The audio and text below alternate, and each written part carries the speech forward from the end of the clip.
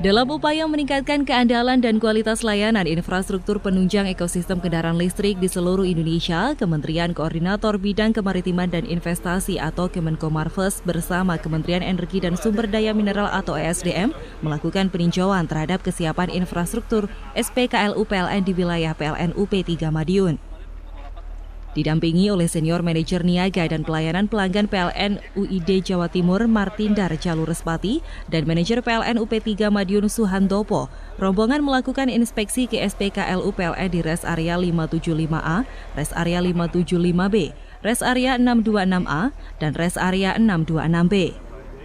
Asisten Deputi Industri Maritim dan Transportasi Kemenkomarves Firdausi Manti menyampaikan, setiap aspek ketersediaan fasilitas pengisian hingga keandalan peralatan turut dipastikan, guna memastikan kenyamanan bagi pelanggan.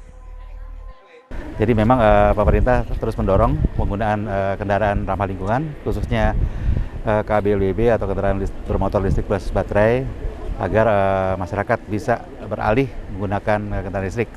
Kenapa demikian? Selain kendaraan listrik ramah lingkungan, juga kita tidak perlu mengeluarkan biaya untuk mengimpor bahan bakar, karena pemerintah Indonesia adalah saat ini mengimpor sebagian besar dari bahan bakarnya.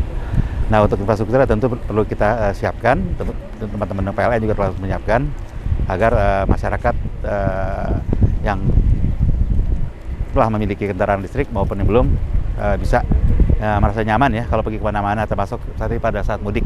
Jadi PLN sekarang juga sudah menambah lebih kurang 100 lebih ya, 150 mungkin SPKLU charging station di hampir semua titik jalan tol Trans Jawa.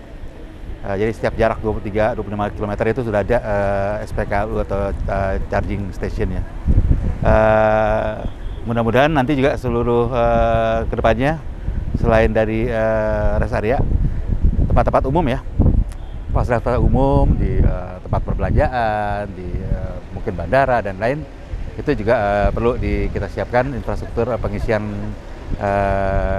stasiun pengisian kendaraan listrik umum atau SPKLU ke depannya, sehingga ke depannya lagi lebih rapat lagi dan lebih rapat lagi kerapatan dari jarak antara charging station ini. Sementara itu, Senior Manajer Niaga dan Pelayanan Pelanggan UID Jawa Timur Martindar Jalurespati menambahkan, peninjauan kesiapan infrastruktur SPKLU ini adalah langkah strategis untuk memastikan ketersediaan layanan pengisian kendaraan listrik yang handal dan aman bagi masyarakat. Manajer PLN UP3 Madiun Suhandopo juga menjelaskan ketersediaan fasilitas SPKLU PLN di wilayah Madiun yang telah siap untuk digunakan menyongsong mudik Idul Fitri mendatang. Kami dari PLN UP3 Madiun dalam rangka kegiatan mudik Lebaran Idul Fitri tahun 2024, kami sudah menyiapkan beberapa SPKLU khususnya di rest area.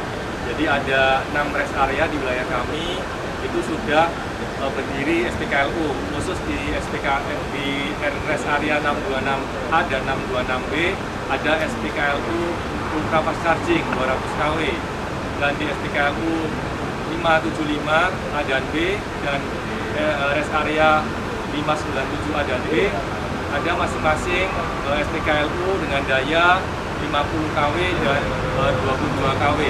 Dan ada satu lagi SPKLU yang berada di kantor PLN UP3 Madiun, yaitu sebesar 50 kW.